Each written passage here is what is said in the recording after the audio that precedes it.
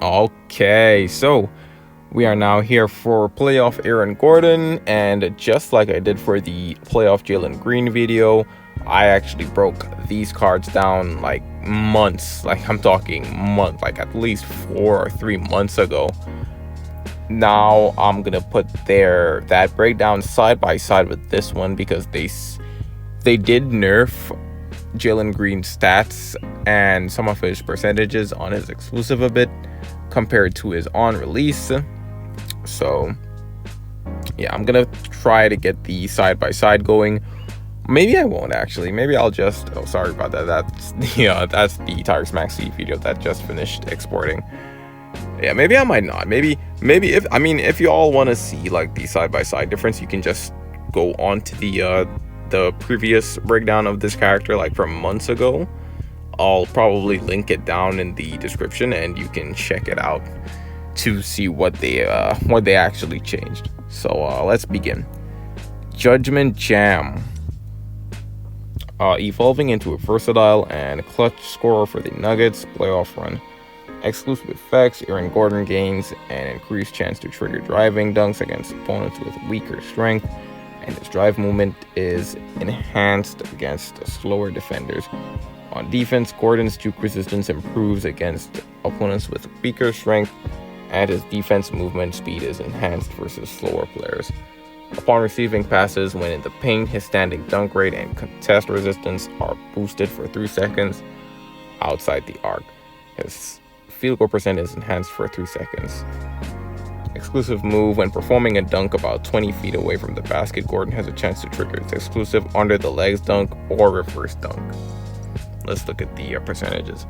Contested driving dunk rate, 14%. Okay, so seems like from his exclusive, he's a very stat-based character. So having this card high in like rank, like upgrade rank, is very important for these stats. He's a stat checking card. He gains an increased chance to trigger driving dunks against opponents with weaker strength. So if he has more strength than you, he has a 14% extra contested driving dunk rate. Crossover distance bonus, 0.39 feet per second, I guess. Juke resistance, he gets what? Gordon's juke resistance improves against opponents with weaker strength. So if he's stronger than you, he gets an extra 15% juke resistance. Okay, that's pretty nice. Defense movement speed plus 14%. And his defense movement speed is enhanced versus slower. So if he's faster than you, he gets 14% more defensive movement speed against you. That is crazy. If his stats are just better than yours, he is swallowing you. I'm not gonna lie, he's getting so much buffs against you if his stats are more than yours. Contested standing dunk rate, 5%. Where is that? Upon receiving a pass when in the paint, his standing dunk rate and contest resistance are boosted for 3 seconds. Wow. Okay, so the contested standing dunk rate is boosted by 5%. That is crazy. That is good. Oh no. Welcome in pre-nerf Embiid. Is this a pre-nerf Embiid type dunk monster we're about to witness in this season of NBA Infinite? Maybe. Outside the arc, his field goal percent is enhanced for 3 seconds. Shot contest resistance bonus 10%. Mid-range field goal percent 10%, and 3-point field goal percent 6%. Okay, he's a very his exclusive is very good. Might be the best exclusive in the entire game, to be honest, because it's well rounded. It is well rounded. You got standing dunk, you got driving dunk, you got defensive movement speed, you got mid-range field goal percent boosted, you got 3-point field goal percent boosted, you get shot contest resistance. The only thing missing is just dunk block resistance, but I don't think most people are just going to be doing driving dunks with this guy. If he's getting standing dunk boosts, What's stopping you from just dunk monstering the entire game? That is crazy. Okay. If it's not the best exclusive in the game, it's definitely top 3. Let's go over his dominance skill now. Flying Dunker. Quick start triggers an explosive first step, boosting 3-point field goal percent, dunk block resistance, and putback dunk rate. These bonuses are doubled if the team is behind. 3-point field goal percent, 8%. That could become 16% if you're behind. Dunk block resistance, 7%. That could become 14% if you're behind. And putback dunk rate, 10%, which can become 20% if your team is behind. Oh my, this dominance is his dominance is top 3 as well. Wow. Okay, let's see his stats, man. Like, so far his exclusive is S+, his dominance is S+. He's just very impressive in terms of exclusive and dominance there. So we got him at R7 there. Who do we compare him to? I'd love to compare him to himself, but maybe we compare him to the GOAT, a power forward that can shoot and dunk. Who else comes to mind other than the GOAT himself, Rui Hachimura, boys? A fan favorite. Okay, so they're both the same height as well. Very comparable in weight too. So let's see. He has 830 strength. 830 strength is pretty good.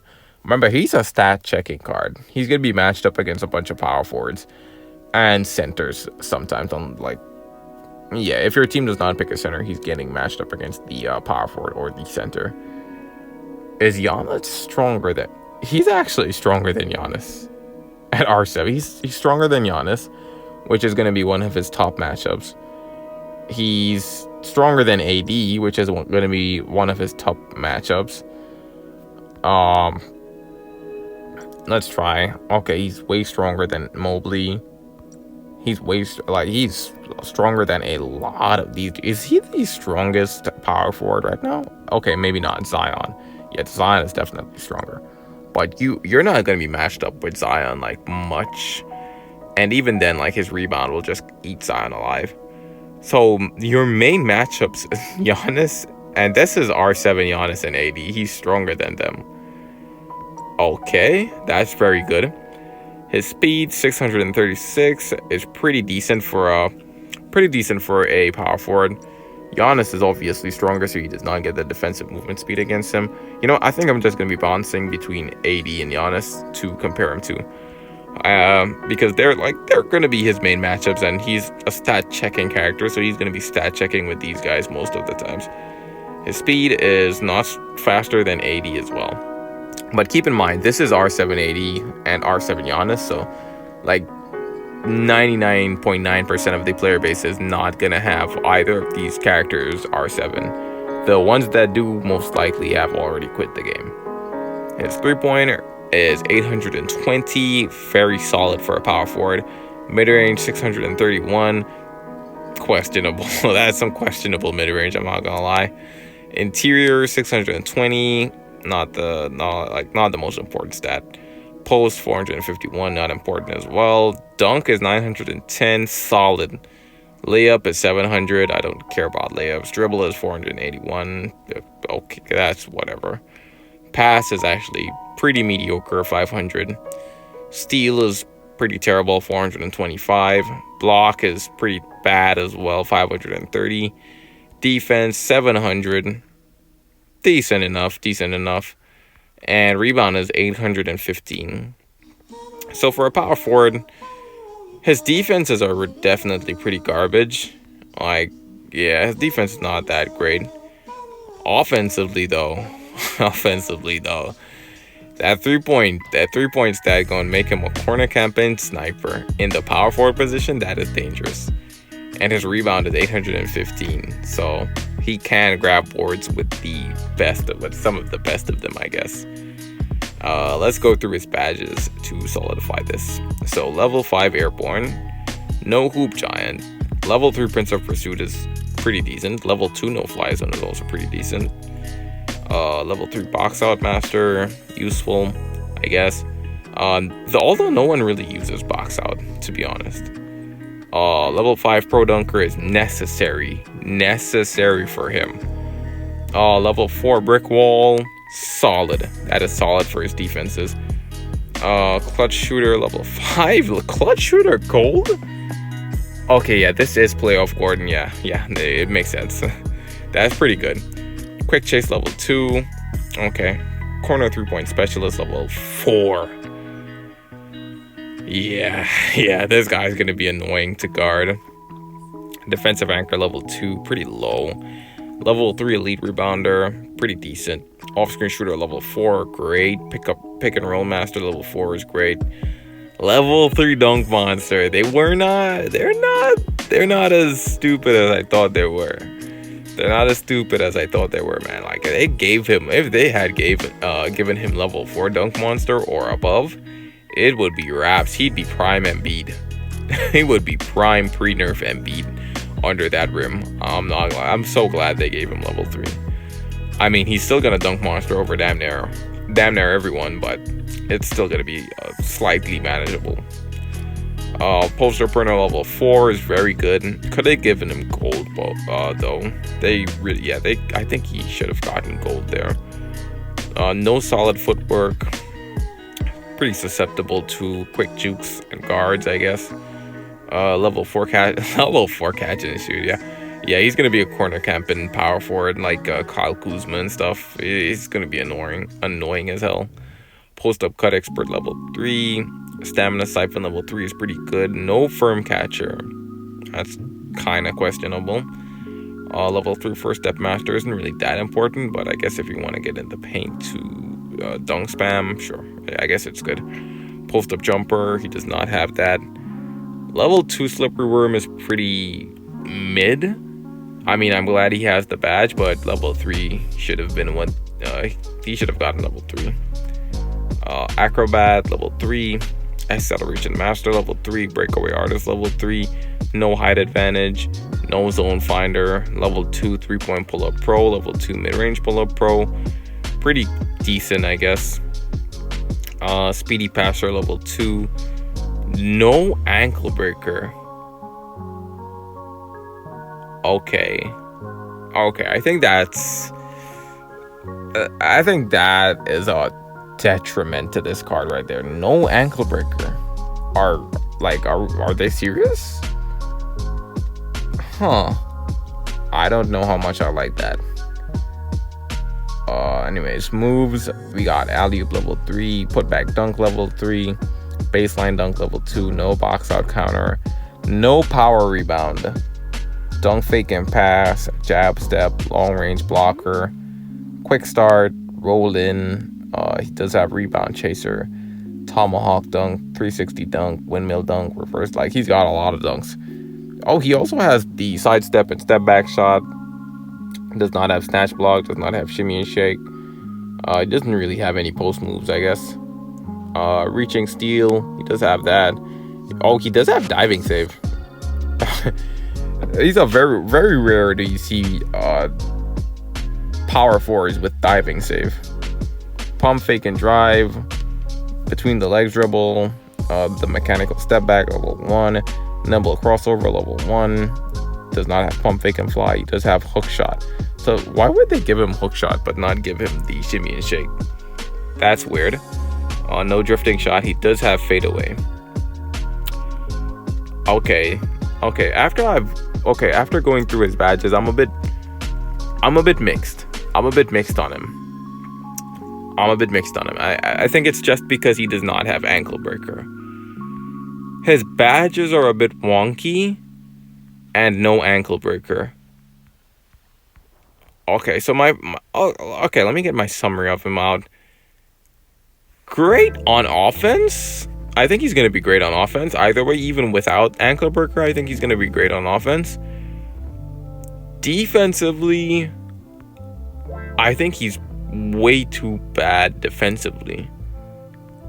I think they could have given him a bit more defensive-wise.